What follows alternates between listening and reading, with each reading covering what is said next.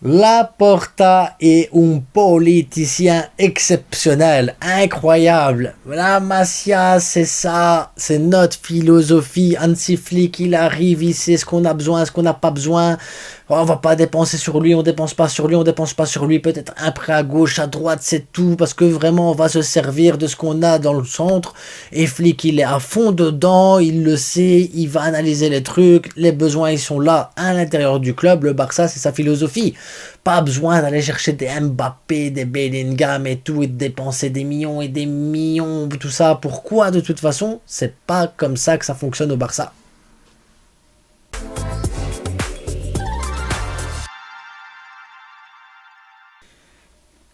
Je sais ce que vous allez me dire. Oui, la frite.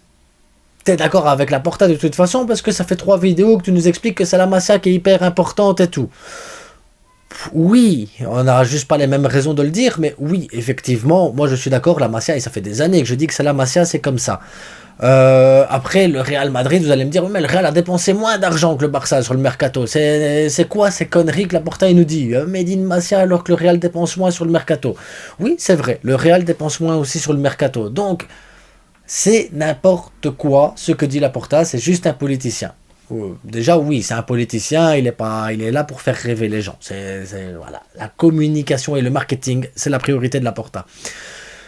Maintenant, il n'a pas tort dans tout. Il n'a pas tort dans tout. Donc déjà, moi, je suis d'accord, il faut utiliser la Masia, mais il faut utiliser la Masia depuis bien plus longtemps déjà. Donc ça, c'était une erreur stratégique de Bartomeu, une erreur stratégique du début du mandat de la Porta. Et maintenant, il va corriger le tir parce qu'on est dans la merde financièrement. Voilà, soyons clairs, c'est juste parce que financièrement on est dans la merde que ce discours-là apparaît maintenant. Le Xavi a été viré pour moins que ça. Hein. Maintenant, on peut nuancer un petit peu les choses, parce qu'il va falloir nuancer, les gars. C'est pas juste dire, oui, il a dépensé plus, et nous moins, donc c'est nous qui avons une meilleure philosophie. On s'en fout, en fait, de ça. Mais on peut faire des comparatifs. Le Barça, depuis l'arrivée de la Porta, c'est 270 millions qui a été dépensé sur le mercato. 270 millions. Le Real Madrid, c'est 240 millions de dépenses. Donc effectivement, il y a 30 millions de différence entre les deux. Mais il faut regarder, c'est là que je dis qu'il faut balancer les choses, parce que si on s'arrête sur ça, on se dit, bah ouais, le Real, finalement, philosophie, c'est voilà, c'est comme ça. Mais le Real Madrid a vendu pour 177 millions, quand le Barça a vendu pour 217 millions. Donc ce qui fait que le Real Madrid a perdu 63 millions sur les derniers mercatos, quand le Barça a perdu 54 millions sur les derniers mercatos. Donc tu te dis, ben voilà, au final, entre les ventes et les arrivées, c'est facile, c'est bien, c'est clair, c'est net, le Barça dépense moins réellement sur le mercato et gère mieux son budget financièrement. Et oui, c'est vrai, la Porta gère quand même pas mal le portefeuille du Barça là-dessus. Maintenant, est-ce qu'il est bien dépensé? Ça, c'est une autre histoire, on n'est pas là-dessus. Là, vous allez me dire, oui, mais sur les 5 dernières années, c'est bien de t'arrêter là. Moi, je vais remonter encore plus loin. On va remonter au début de Bartomeu jusqu'à la fin de Bartomeu. Comme ça, vraiment, on fait les mandats et les mandats. Donc, le mandat de Bartomeu, le Barça a dépensé 1 milliard sur le mandat de Bartomeu. 1 milliard. Énorme, 1 milliard. Quand le Real Madrid a dépensé que 700 millions. 300 millions de différence quand même entre les achats du Real et les achats du Barça. Énorme. Énorme. Une montagne, 300 millions. Mais en comparatif, le Real Madrid a vendu pour 575 millions. Quand le Barça a... Donc le Real, 575 millions. Et le Barça a vendu pour 900 millions. Ce qui fait que surtout l'ère Bartomeu, mais c'est pas une dinguerie en fait. Sur l'ère Bartomeu, le Barça a perdu que 100 millions. Et le Real, 120 millions. C'est pas une dinguerie, hein. Au final, il y a eu une bonne gestion au niveau des ventes et achats. Après, est-ce que, encore une fois, on a acheté correctement? Non, on a fait de la merde. On est d'accord qu'on a fait de la merde. Mais, ça se tient. Financièrement, ça se tient. Bartomeu, c'est en moyenne 16 millions de dépenses par an. Voilà, 16 millions. Quand le Real, sur la même période, c'est 20 millions par an. Sur l'ère Laporta, c'est 18 millions de dépensés par an. Donc c'est même plus que Bartomeu. Et le Real Madrid, sur la même période, c'est 21 millions par an de dépenses. Donc, c'est pas une dinguerie. C'est pas une dinguerie du tout. Par exemple, le Real Madrid, sur les 9 saisons là qu'on vient de faire, ben, ils ont perdu 183 millions. 183 millions qui ont été, voilà. Après, sur 9 saisons, ça fait 20 millions par an, c'est pas la folie non plus. Et le Barça, sur les 9 saisons, c'est 154 millions de perdus, ça fait 17 millions par an. Est-ce qu'il y a une grosse différence entre les deux? Non. Maintenant, est-ce que ça veut dire que le Barça a une philosophie qui va vraiment dans le sens de la Masia? Non, c'est là que je vais en venir surtout.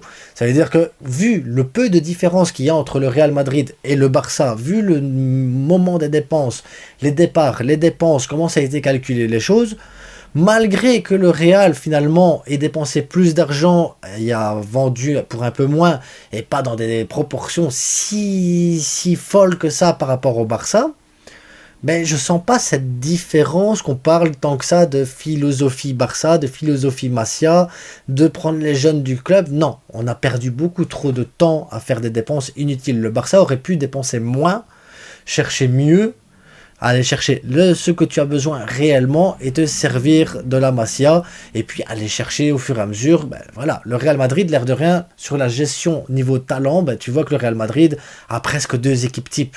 Quand le Barça a du mal à en avoir une complète, et avec les blessures, c'est encore plus compliqué. De l'autre côté, tu te dis, mais alors la masse salariale, c'est quoi le problème? Parce que tu as un problème de masse salariale avec le Barça, un problème de masse salariale, le Barça il peut pas dépenser, alors que le Barça a mieux géré son mercato. Le problème aussi, il est là. C'est la manière dont le Real Madrid gère la masse salariale des joueurs, les salaires des joueurs, les prolongations de contrats.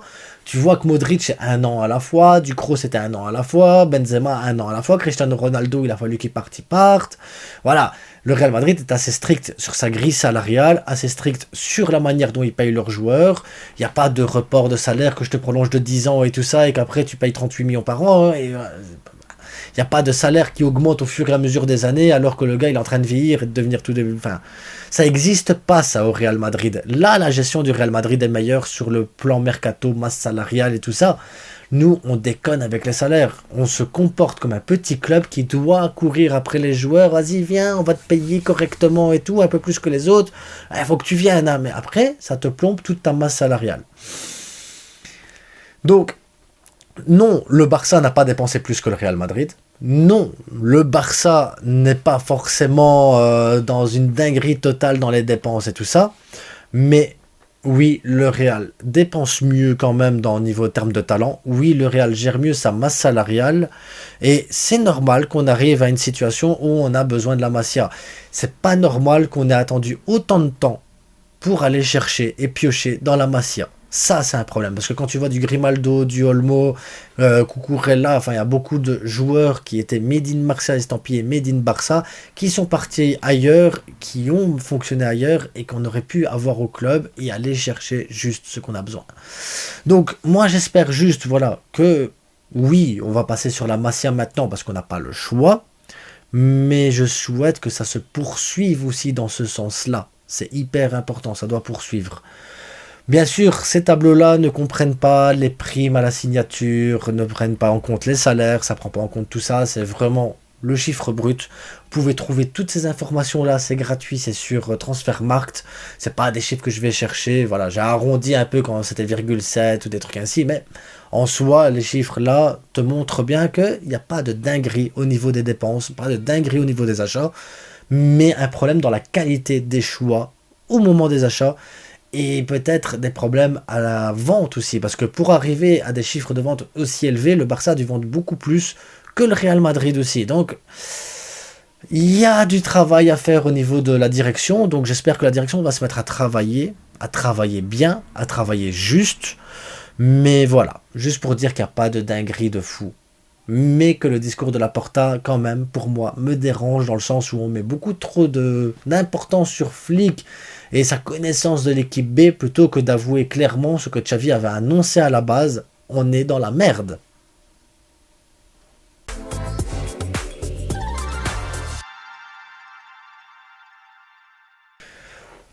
Voilà, c'était la vidéo un peu financière. Je sais pas comment vous allez gérer le truc, j'en sais rien les gars. J'ai trouvé une idée pour l'euro, donc je vous en parlerai dans une prochaine vidéo de comment je vais gérer l'euro et tout. Il y aura 2 vidéos par jour. Et je pense que ça sera très bien. Je vais essayer de tenir le coup et tout ça. Ça va tenir, ouais, j'espère. En attendant, on se retrouve demain pour une autre vidéo. J'espère recevoir le nouveau maillot du Barça parce que j'ai envie de vous parler de la cornaille qui va en même temps vous montrer le nouveau maillot parce que j'ai envie de voir le nouveau maillot là, sur moi, j'ai envie de vous le montrer. On se retrouve incessamment sous peu pour une prochaine vidéo. Il y aura, si demain j'ai pas le maillot, je ferai une vidéo tactique Real Madrid, comment Mbappé va être incorporé dans l'équipe. Si je reçois le maillot, ce sera le Barça, que je vais parler du Barça un petit peu. Il y aura de l'actu samedi, il y aura de l'actu dimanche, il y aura des trucs et tout ça. Samedi, lundi, il n'y aura pas de vidéo parce que je fais une vidéo en extérieur, ailleurs, avec sur une autre plateforme, donc voilà. En attendant, n'oubliez pas le plus important, c'est que du foot, parce que c'est ça le truc, c'est que du foot, même si on commence à devenir comptable, c'est un truc de fou, je deviens comptable moi maintenant avec le Barça, mais voilà les gars, à bientôt, abonnez-vous, likez, partagez, et surtout portez-vous bien les gars. Ciao.